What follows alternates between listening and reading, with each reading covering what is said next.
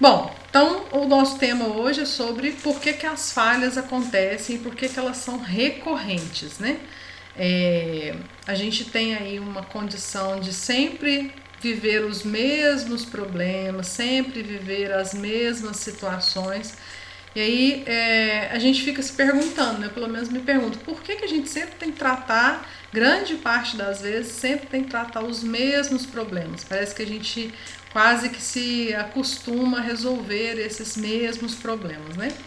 E aí, como eu costumo fazer, eu fui no significado de cada palavra. Então, primeiro a gente vai definir o que é falha, né? O que nós temos um entendimento, e é o entendimento da etimologia da palavra falha. Então, falha é tudo aquilo que está fora do padrão, tudo aquilo que está fora da padronização especificada para aquele produto, ou para aquele serviço, né? Ou para aquele processo. Nós, na indústria, somos muito habituados a medir ou a focar em falhas no produto, né? Então a gente tem muita não conformidade do produto. Então, se o produto fica mais, vamos pensar em textura, né? Fica mais mole do que o padrão, ele fica mais escuro que o padrão, ele fica mais rígido que o padrão, ele fica fora das dimensões do padrão. Então a gente sempre está muito focado, hoje tem o hábito de focar em padrões visuais ou padrões de características do produto, né? Então, só para a gente entender a falha, né, que é esse desvio do padrão estabelecido. Então, é uma primeira característica, uma primeira definição da palavra falha, né? Quando a gente vai definir padrão, nós definimos padrão como aquela referência que a gente tem para determinado produto, serviço, processo. Então a gente tem ali uma referência visual, uma referência técnica para o produto, principalmente para o produto, né? Nós vivemos aí na indústria onde existem vários padrões, e esses padrões são definidos muitas vezes são definidos por padrão visual, padrão de algumas características físicas, de, de medição muito mais técnica do que uma medição de processo especificamente. Eu vou lá, por exemplo, eu vou medir a textura, né, ou o grau Brix, ou a cor, né? Tem lá uma referência de cor, então a gente sempre tem um padrão técnico visual e algumas vezes algum padrão técnico de medidas, né? E quando a gente fala de recorrência, nós estamos falando de repetição, aquilo que acontece várias vezes ou repetidas vezes. Boa noite, Fabiana. Boa noite, Flávia. Tudo bem com vocês? Boa noite, tudo? Que bom.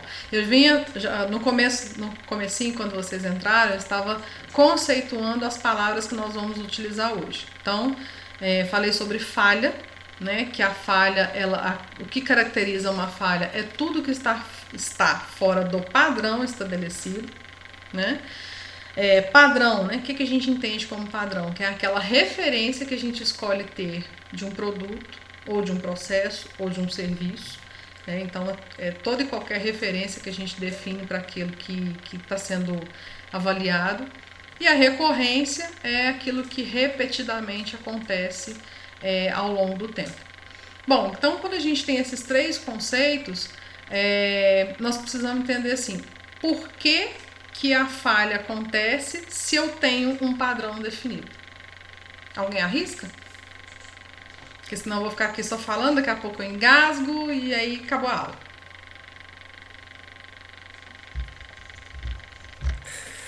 Alguém Porque não está existem seguindo algum processo? pessoas, Oi?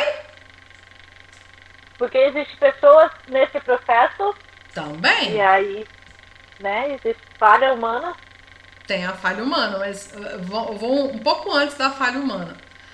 Vamos pensar assim, que num primeiro momento a falha humana não vai interferir. Nós vamos antes da falha humana.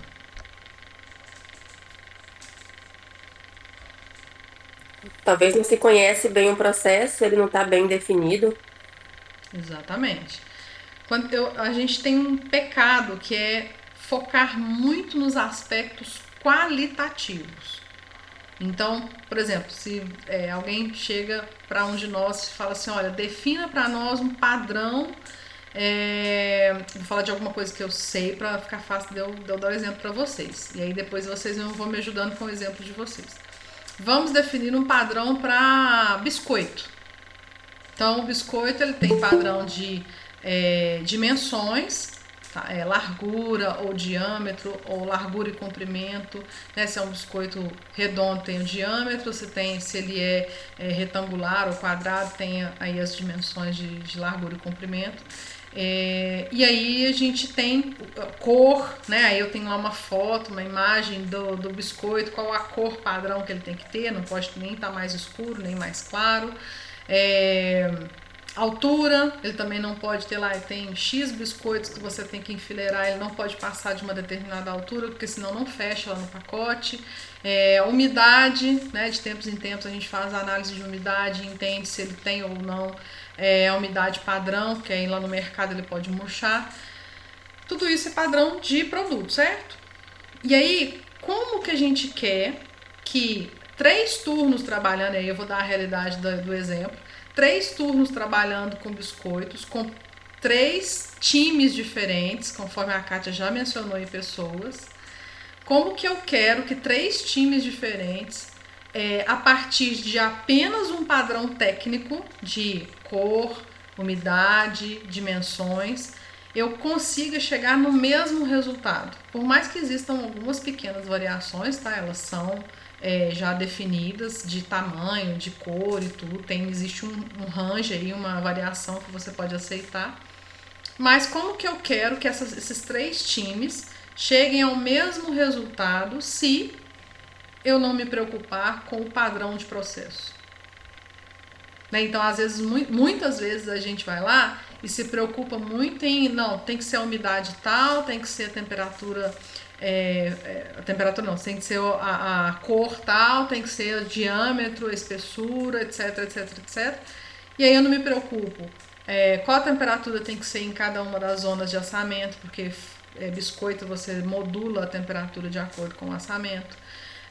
Se eu não preocupo quanto tempo de fermentação aquele produto precisa passar, nem a mais nem a menos ele pode ter. Se eu não me preocupo com as características da matéria-prima que precisam ser seguidas, porque senão ela vai interferir lá na ponta, no crescimento do produto, né, no desenvolvimento do produto. Se eu não me preocupo com a velocidade da esteira de entrega do produto para forneamento, porque se o produto sair esticado, né, aí detalhes do detalhe do detalhe, porque tô falando coisas que eu vivi na prática. O biscoito, se ele vai com muita velocidade ou desincronizado de uma esteira para outra, ele estica. Então, ao invés dele ficar redondinho, ele fica oval, ao invés dele ficar quadradinho, ele fica retangular. Então, se a gente não tem esses parâmetros técnicos de processo muito bem definidos, e o que fazer quando ele estiver fora do padrão, a gente não vai ter o resultado muito próximo. Então, por isso, Kátia, que quando você fala assim, porque nós temos pessoas diferentes, concordo, porque errar é humano, né? Ter a falha é humano. Mas quanto mais a gente se preocupa em padronizar também os processos, também os parâmetros de processo, mais ainda a gente se aproxima do padrão técnico do produto. Né? Então, para mim, uma das grandes situações que a gente peca demais e tem essa falha recorrente é porque a gente foca demais no padrão de produto e foca de menos no padrão técnico de processo. Faz sentido isso que eu estou falando para vocês? Faz muito sentido para mim. Você quer me contar algum exemplo, Kátia, do que você vive aí na prática? Eu, né, na prática, eu não trabalho na indústria, né? Mas eu trabalho assim num restaurante e é bem isso o que acontece, né? Se foca muito num determinado ponto e acaba esquecendo outro, é onde a gente encontra-se várias encontra falhas recorrentes Uhum. por só finalizar, olhar o produto final, né? No meu Uhum. caso, ali no restaurante, é um restaurante aquilo. Então, assim, só ver o final, mas e todo o processo antes, Uhum. né? Então, se começa a fazer de um jeito no início do buffet, do serviço, e chega no final, ele tá diferente, porque não teve um processo a ser seguido, né? A equipe é difícil de fazer eles entenderem que tem que ter esse processo tem que ser feito, e eles Uhum. precisam. A gente bate muito ali na tecla que eles precisam estar preparados, fazer o seu mise en place ali, para poder o processo sair do começo ao fim igual, né? Não E tem essa aí, diferença. e restaurante tem uma dificuldade extra. Até falo que restaurante é muito mais intenso do que a indústria. Só quem já viu um restaurante por dentro sabe exatamente o que é o dia a dia de um restaurante. Você tem que fazer todo o lead time da matéria-prima ao produto acabado num curtíssimo espaço de tempo, né? É uma loucura mesmo uma cozinha de restaurante. E tem um outro agravante do pré, não vou chamar de pré-conceito, mas é um pré. É, um conhecimento prévio de quem vai para a operação de um restaurante e acha que sabe o que é fazer uma comida. Porque todo mundo, mesmo que não muito bom na cozinha, já passou pela cozinha e faz alguma coisa. Sim, sim. Faz pelo menos é o problema. Um arroz com feijão e um ovo. E aí, tirar isso deles, do tipo, eu sou cozinheira, eu sei fazer feijão, eu sei fazer arroz, eu sei fazer ovo, etc. Esse conhecimento prévio viciado é que dificulta ainda mais no seu caso. Sim, e ainda mais muito. Precisa do processo funcionar. Sim, eu tô no carro, por isso que tá um pouco escuro e tem gente falando no telefone aqui atrás, desculpa. Mas tô conseguindo te ouvir. Tá conseguindo. É bem complicado, é bem...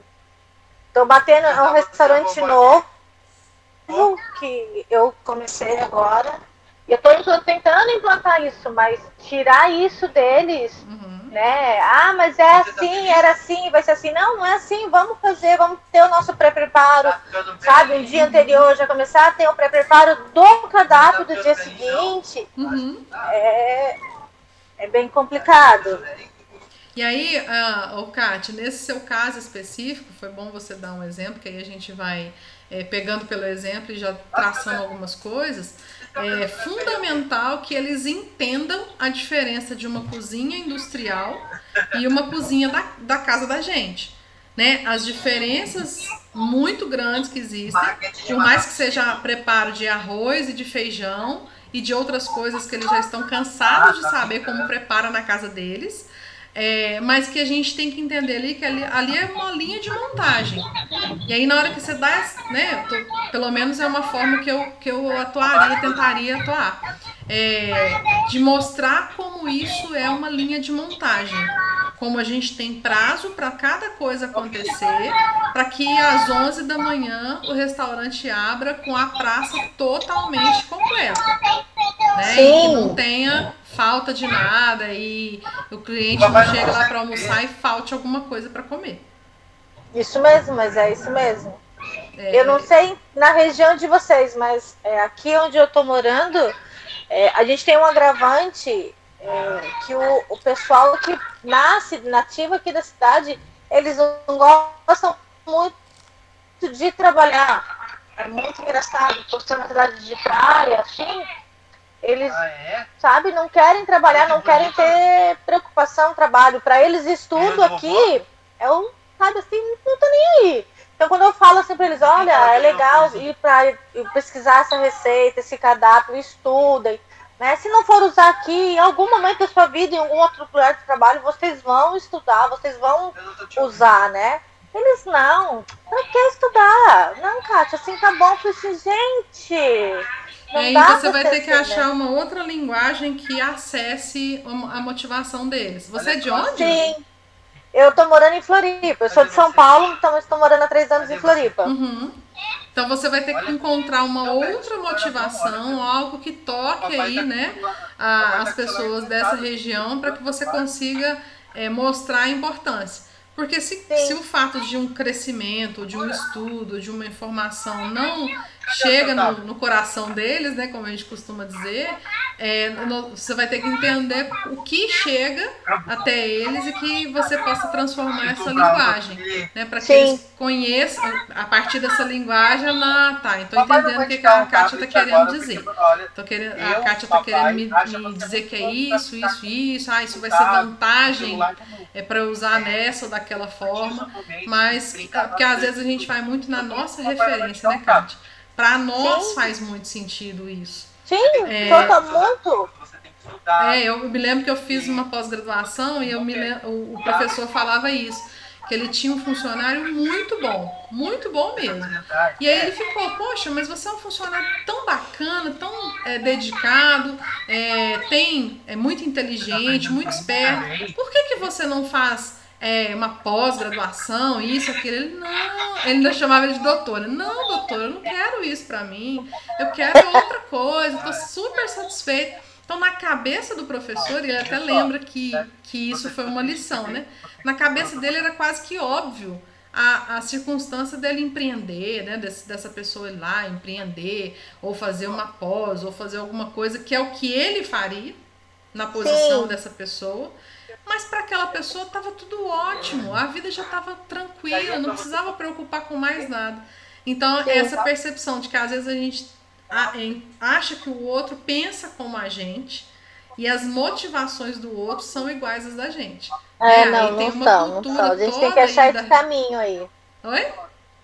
Não são, né? A gente tem que achar o caminho para despertar isso neles, né? Nós temos uma cultura, eles têm outra, a vivência, aquilo que trouxe eles até aquele momento. Então, assim, vai ser um pouco dessa percepção sua de entender o que motiva, né? O que faz ele trocar o seu restaurante por outro restaurante, né? O que faz ele trocar o seu restaurante para trabalhar em outra coisa. Eu me lembro que uma das empresas que eu trabalhei tinha uma unidade que era praiana. Se não me engano, chamava Itaporanga da Ajuda. É no Nordeste. Uhum. E lá, não sei se Itaporanga é cidade específica não, mas eu sei que era muito próximo da praia ou cidade na praia. E a dificuldade deles em relação à mão de obra era que tinha temporadas, né? De verão e de chuva, porque não é inverno, né? Verão e chuva. E que na época de chuva eles tinham mão de obra. Na época de verão, as pessoas queriam muito mais estar vendendo coco na praia, vendendo um chá, vendendo alguma coisa na praia, até pelos ganhos e pela condição de liberdade de horário, do que ficar dentro de uma fábrica. Sim, é isso mesmo. A cultura aqui do também lugar. É assim.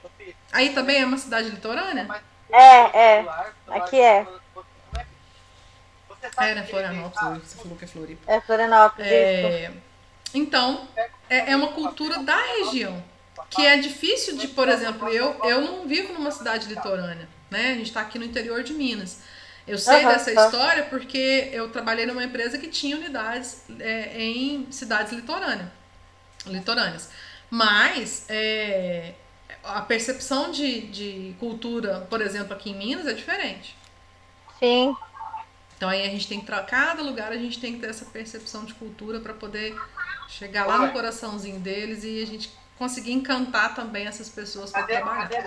Não é qualquer pessoa que consegue no processo produtivo de restaurante, tem que gostar, porque é realmente extremamente desafiador, tudo é muito rápido, tudo acontece para ontem, né? Isso. Então, mas de fato a gente conseguir convencer e mostrar que o processo de fabricação de um arroz, de um feijão, de uma salada, de uma lasanha, enfim, seja qual for, passa por processos que precisam ser seguidos por um objetivo, né? Sim. Beleza, bacana. Mais alguém quer dar algum exemplo? Fabiana, Ingrid, Flávia? Um problema lá na fábrica é justamente do entender do processo, né? Que às vezes a gente acha que todos os funcionários eles não precisam estar a par do que acontece, né? A gente às vezes quer mecanizar muito, não, faz isso e pronto. Faz e pronto. Mas eu percebi a importância disso, né, em termos de produtividade. Os meninos do chão de fábrica, eles querem produtividade, eles não querem entender o processo. Ai, eu posso fazer 4.000 unidades de gelatina, então vamos fazer. E eu, não, gente, mas tem isso que tem que dar o ponto, tem aquilo, porque senão vai mudar a textura. Então, até nisso a gente tem que se atentar, né? Até nessas falhas processuais, às vezes a gente quer economizar ali 5 minutinhos, mas que pode fazer toda a diferença. Com certeza. Por isso, hoje em dia, eu vejo a importância dessa padronização do processo, né? Que eu acho que indústria grande não tem, né? Como você falou aí, já é bem padronizado, mas acho que indústria pequena, né? Aquele empreendedor dono ainda é esse, que tem isso da produtividade, ainda tem muito isso da não padronização do processo. Tem no papel. Às vezes, Ingrid, ele está preocupado em fazer a entrega para o cliente. Isso. Eu preciso entregar porque eu já vendi, não tem no estoque, eu tenho que entregar. Então, assim, processo, quem é esse? Vamos produzir porque eu preciso entregar o que está vendido, né? Então, chega a ser nesse nível, né? Muitas vezes. O padrão do produto ele é inegociável em muitos casos, em tantos outros ele tem ali suas flexibilizações, né? De acordo com o valor da empresa. A empresa, se o valor qualidade, né? Se o item qualidade ele é de grande valor para a empresa, ou seja, ela preza muito pela qualidade e o produto não pode ser comercializado se ele tiver mais ou menos, você vai ter uma preocupação um pouco maior, mais próxima do processo. Quando o critério de qualidade, ou o critério de passa ou não passa para o mercado ainda é assim, mais ou menos, né? Ou seja, flexibiliza-se algumas coisas, aí que não preocupa com o processo mesmo. Aí que demora a preocupar com o processo de fabricação, com os parâmetros técnicos, aí às vezes tem que acontecer uns problemas muito sérios, de perdas muito grandes, para eles poderem acordar para isso. Pois no meu caso foi prejuízo, né? Porque como eu sou qualidade, então a gente acabou, né, não seguindo alguns processos aí. E quando foi no final do produto que a gente foi olhar, a gente não vai vender isso. Então vamos assumir o risco e tipo assim, olha, tá vendo a importância de ser seguido as etapas corretamente, que às vezes você quer ganhar ali 1 horinha, ó, tá aí, ó, perdeu a produção do dia inteiro por conta disso. Por causa de 1 hora. A equipe qualidade, né, os processos que permeiam a qualidade, principalmente de higienização, eles têm muito esse desafio, né, porque em função da higienização você perde em alguns momentos tempo, né? Você gasta tempo para poder fazer. E aí a equipe da produção vai ficar ali o tempo inteiro em cima para poder fazer produtividade, para a gente não perder o tempo, né?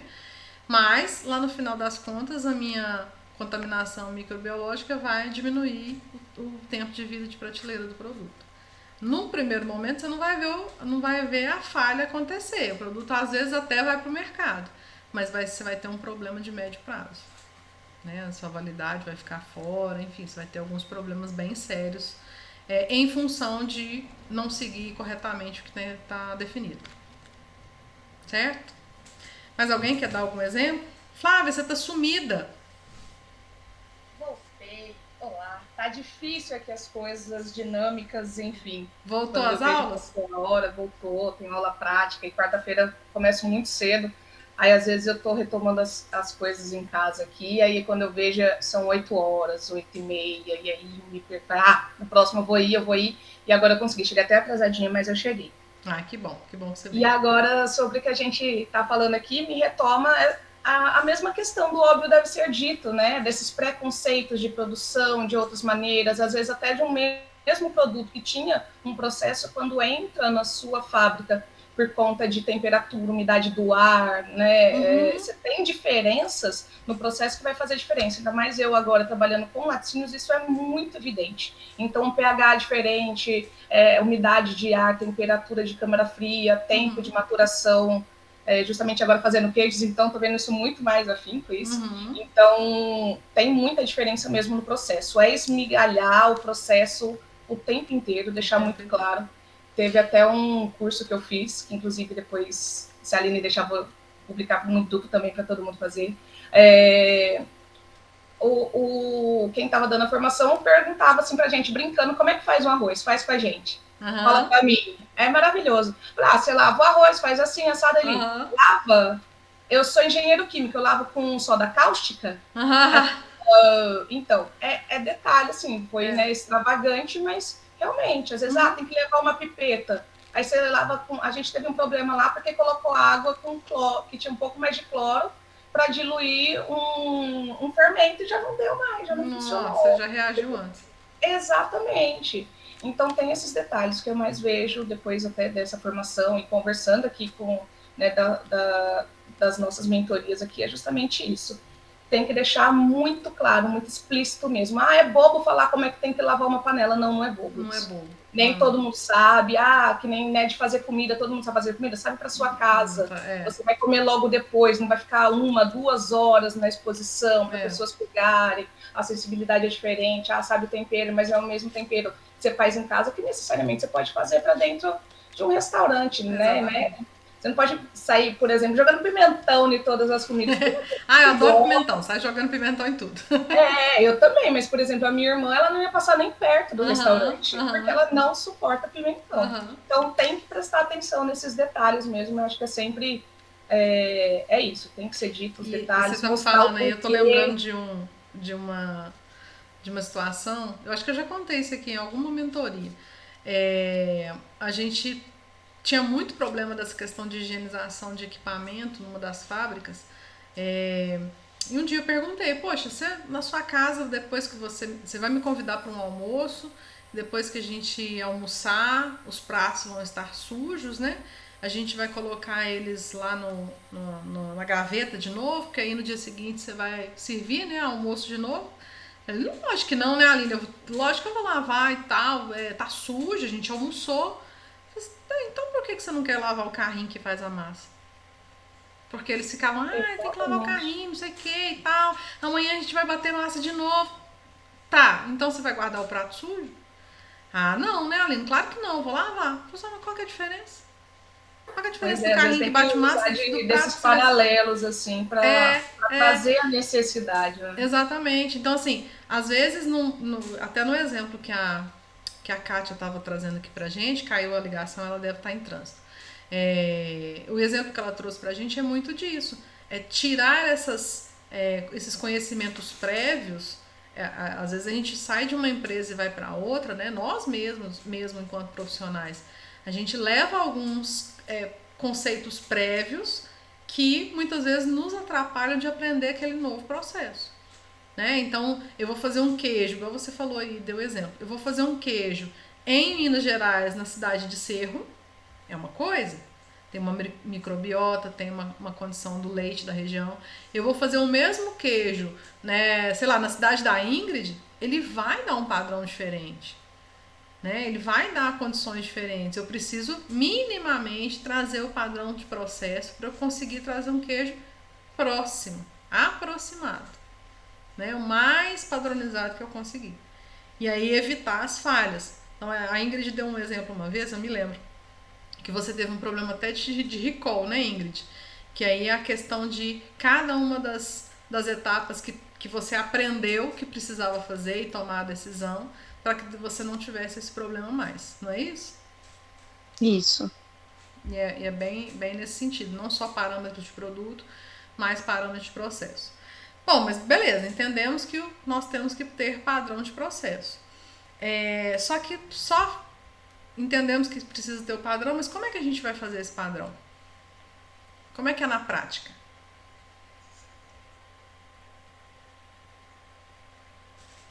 Sai escrevendo e pronto, acabou? Como é que você faria um padrão de processo, Flávia? Premissas básicas de um padrão de processo. O que não pode faltar? Testar o processo. Funciona, né? Testar é uma Testar coisa. para ver se fica viável, né? Porque às vezes, que nem falou, né? Às vezes traz de outro lugar, ou traz, sei lá, de livro, de internet, ou de conhecimento prévio, aí você vê que seu tacho, você estava fazendo sempre a vapor, e agora você tem um tacho elétrico. Você tem chegar a temperatura, é uma coisa, mas o tempo vai demorar. Então, acho, a priori, assim, você fazer um teste, adequar a necessidade e treinar o pessoal, né? Tem uma coisa mais poderosa que o teste. Tá bem assim, no dia a dia. Tá disponível para todo mundo? Tá disponível. E a gente, às vezes, nem pensa neles.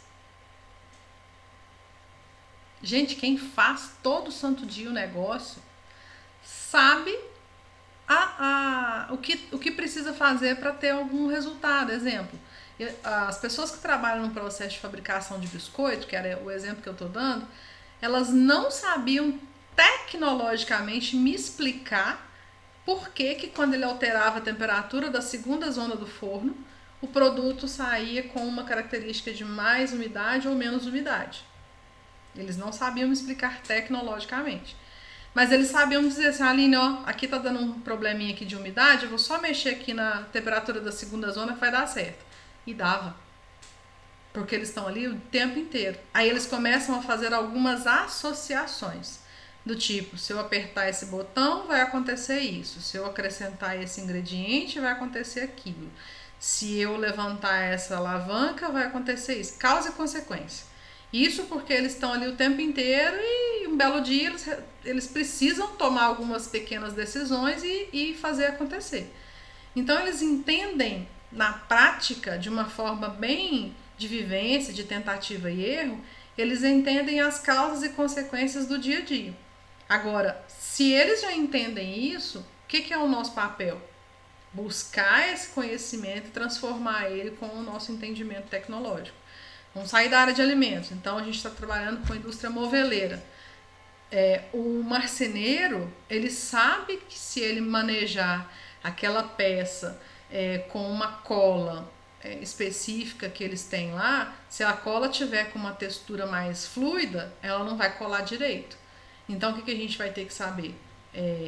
Junto da pessoa que faz, do marceneiro, quais são as características que a gente tem que observar para que a gente tenha o produto acabado no padrão que a gente quer.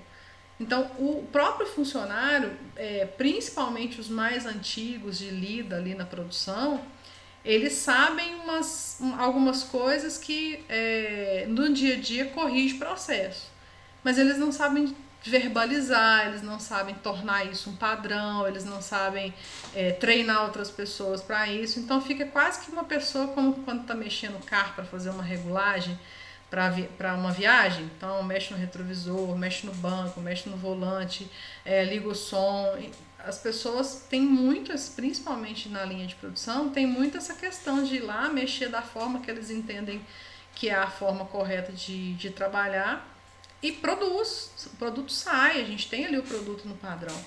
Agora, se você começar a perguntar para ele por que ele faz aquilo, ele não sabe. Mas o que ele faz, ele sabe. Então, o nosso papel enquanto pessoas técnicas do processo é catalogar esses aprendizados que acontecem no dia a dia. Então, assim, o ouro de processo, ele tá nas pessoas que a gente chama aí de operadores padrão, aquela pessoa que, quando ela tá ali na linha de produção, tudo acontece perfeitamente, né? Tudo se resolve. Quando tem algum problema, ela é a pessoa que a gente chama para resolver o problema. Então, se a gente conseguisse ter todos os colaboradores iguais a eles, né, essas pessoas de referência, seria perfeito.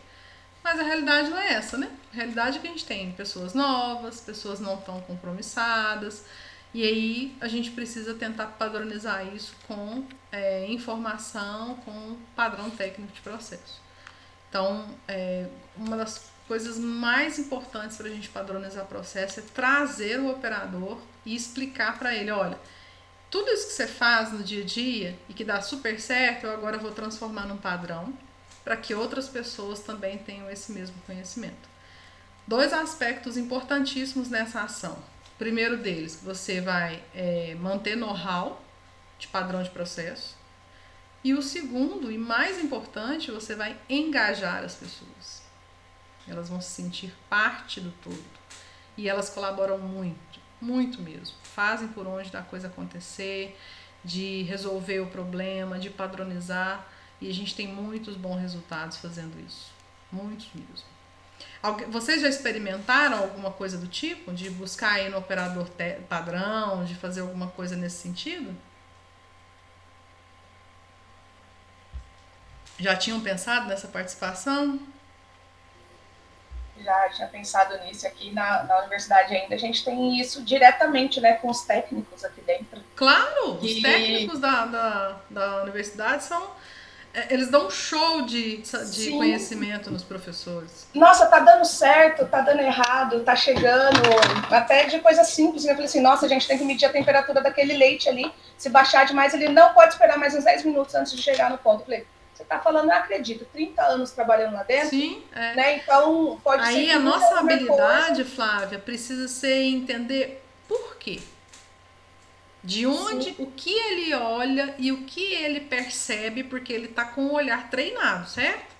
A gente não vai querer gastar 30 anos para ficar com o mesmo olhar treinado. E aí a nossa vivência no dia a dia dos processos da indústria é tentar estabelecer as métricas técnicas para olhar, tá. Então ele olha, sei lá, a espuma que o leite faz na hora da fervura. Exemplo.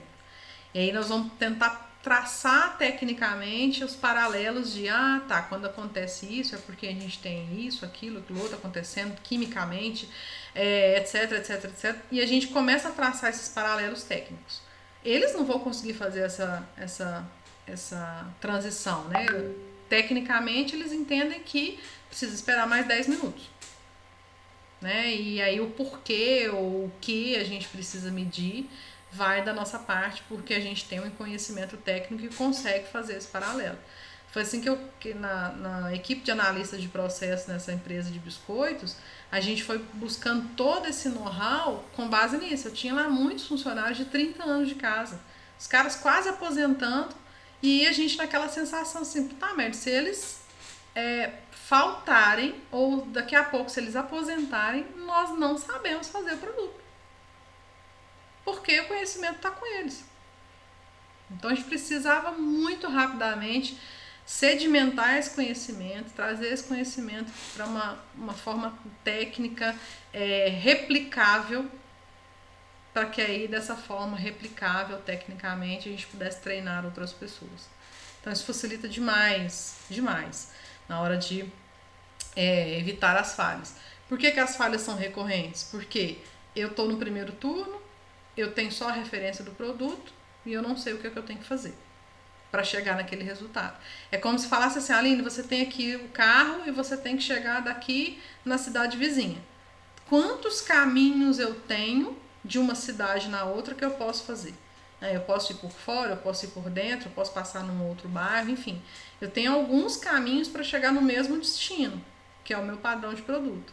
Mas dependendo do caminho que eu tomar, eu vou ter consequências de custo, eu vou ter consequências de uma série de outras coisas que afetam lá no final das contas o produto final. Eu vou chegar mais rápido ou mais devagar. Então, mesma coisa com o produto. Pode ser que eu chegue no mesmo padrão de produto?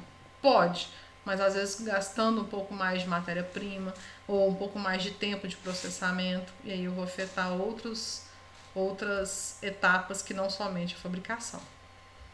Certo? Fabiana tá caladinha?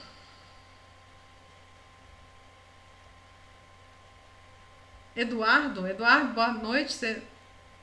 Tô só acompanhando. Tá bom. Eduardo, boa noite. Quer falar alguma coisa?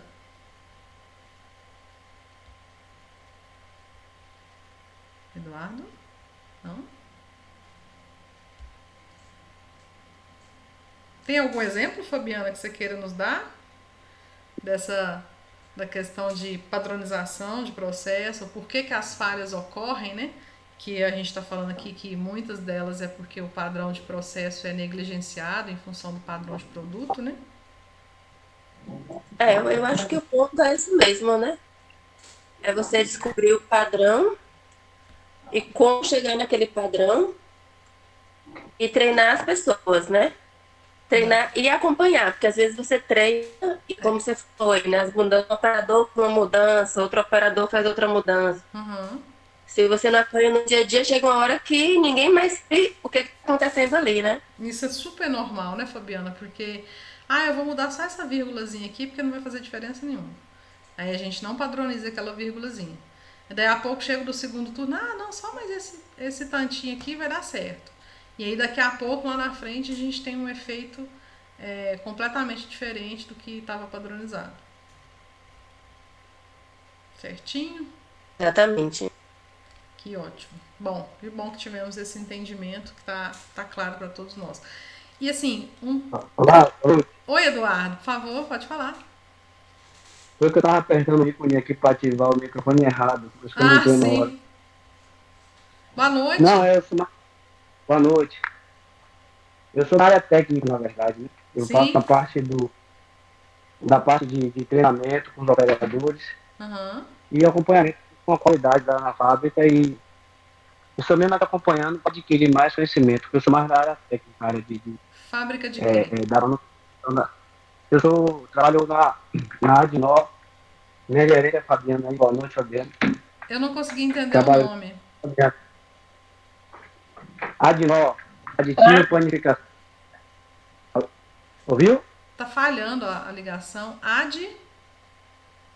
Adnó.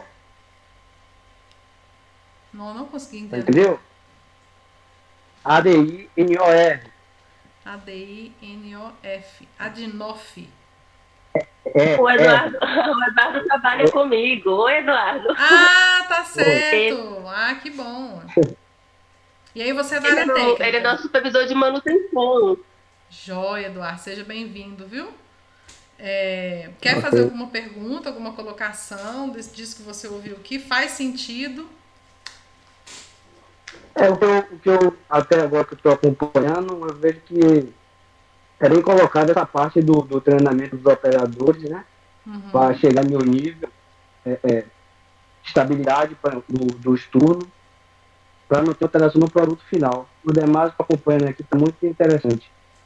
E você na manutenção também tem o mesmo desafio, né? Porque muitas vezes você recebe um manutentor que já sabe, né, fazer manutenção elétrica, mecânica, automação de outras empresas, e aí para você ensinar o padrão daquela empresa ou daqueles equipamentos, você tem um desafio grande, né, de tirar esses conhecimentos prévios, esses vícios prévios para poder padronizar isso dentro da manutenção da sua empresa. Com certeza.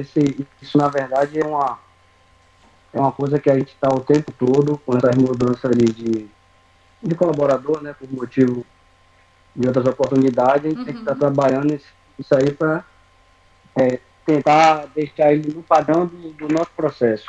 Exatamente. Quanto mais padronizado a gente tem essas atividades, né? Atividade de manutenção, atividade de produção, atividade de qualidade, enfim, qualquer uma delas, quanto mais elementos a gente tem para padronizar, menos falhas nós vamos ter que recorrentemente ou de forma, né, repetida ter intervenção. Então, falando de equipamentos, por exemplo, você vai lá e faz uma intervenção no rolamento e ele volta a quebrar. Muitas vezes, se você não tiver o entendimento de por que ele está quebrando, né, ou por que aquela falha tem acontecido repetidas vezes, você vai só ficar trocando rolamento, ficar só fazendo reparos e não necessariamente consertando o que está provocando, né?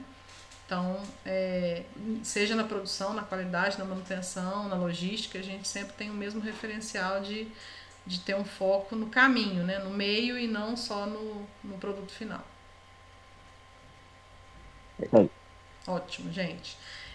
Quero agradecer, né, a presença de todos vocês. A gente já está chegando no nosso final da aula. A gente hoje também encerra as inscrições lá do Formação Vida Real na Indústria. Quero dizer que estou muito feliz com todo mundo que está lá. A Ingrid está lá, né, Ingrid? Vamos começar já dia 22 a nossa primeira aula. Se Deus quiser, vão ser, se não me engano, 28 ou 29 encontros que nós vamos ter aqui daqui até março do ano que vem.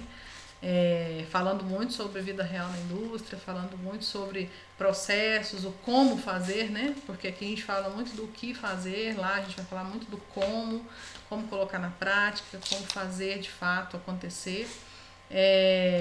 E agradecer a todos que estiveram aqui, né, nessa quarta-feira, né, tirando um tempinho para poder a gente conversar um pouco mais sobre por que as falhas acontecem, né? Por que a gente tem essas recorrências de falha e o que a gente pode cercar e fazer para que elas não aconteçam mais. E que a gente consiga estar aqui trocando essas informações toda quarta-feira, tá bom? Convidem mais pessoas, né? A gente tá aqui, fazer uma sala bem cheia, bem animada, com bastante conhecimento compartilhado. Tá bom? Beijo, gente. Até semana que vem.